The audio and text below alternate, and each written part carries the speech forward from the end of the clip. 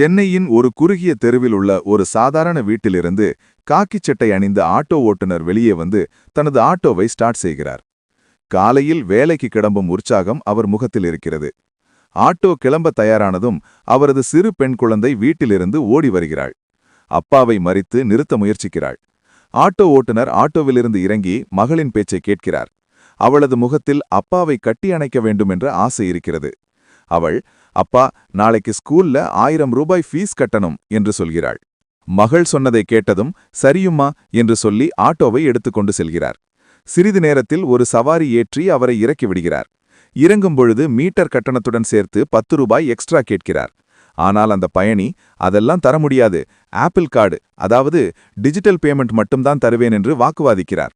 ஓட்டுநர் வருத்தத்துடன் சரி என்று இப்படியே 2-3 சவாரிகள் ஓட்டுகிறார். மதியம் பசி எடுக்கவே ஒரு சிறிய ஓட்டல் வாசலில் ஆட்டோவை நிறுத்துகிறார். சாப்பிடலாம் என்று ஓட்டலுக்குள் நுழையும் பொழுது அவரது மொபைலில் ஆப் சவாரி, அதாவது ஆன்லைன் புக்கிங் வருகிறது. சகுனம் சரியில்லை என்று நினைத்தாலும் மகள் சொன்ன ஃபீஸ் ஞாபகம் வருகிறது. உடனே உணவை மறந்து ஆட்டோவை நோக்கி ஓடுகிறார். ஆட்டோவை எடுத்துக்கொண்டு போகும்பொழுது ஆட்டோவில் கேஸ் கம்மியாக இருப்பதை உணர்கிறார். உடனே அருகில் உள்ள கேஸ் பங்குக்கு செல்கிறார். அங்கே கேஸின் விலை அதிகமாகியிருக்கிறது.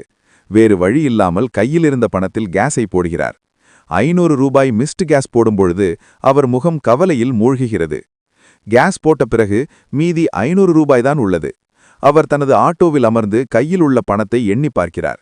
அவரது முகம் மிகவும் கவலையாக இருக்கிறது. அந்த 500 ரூபாய் நோட்டை பார்த்தபடியே, இத வச்சு எப்படி ஃபீஸ் கட்டுறது என்று யோசிக்கிறார். சரி என்று வீட்டிற்கு போகலாம் என்று ஆட்டோவை எடுக்கிறார். போகும் வழியில் ஆட்டோ திடீரென்று பஞ்சராகி விடுகிறது. அவர் ஆட்டோவிலிருந்து இறங்கி பஞ்சரான டயரை பார்த்து கவலைப்படுகிறார். நேரம் கடந்து கொண்டே இருக்கிறது. இருள் சூழத் தொடங்குகிறது. சக்கரத்தின் அருகில் பஞ்சரான டயர் மற்றும் டூல்ஸ் சிதறி கிடக்கின்றன. ஆட்டோவை தள்ளிக்கொண்டே ஒரு பஞ்சர் கடைக்கு எடுத்துச் செல்கிறார். பஞ்சர் ஒட்டுவதற்கு கடைக்காரர் 200 ரூபாய் கேட்கிறார். மீதி இருந்த 500 ரூபாயில் 200 ரூபாய் போய்விடுகிறது. மீதி 300 ரூபாய்தான் இருக்கிறது. என்ன செய்வது என்று தெரியாமல் அந்த 300 ரூபாய் பணத்தை கையில் வைத்து பார்த்து கொண்டே தலைகை கை வைத்து ரொம்ப வருத்தப்படுகிறார். இருள் முழுமையாக சூழ்ந்துவிட்டது. அவரது முகம் வேதனையில் துடிக்கிறது.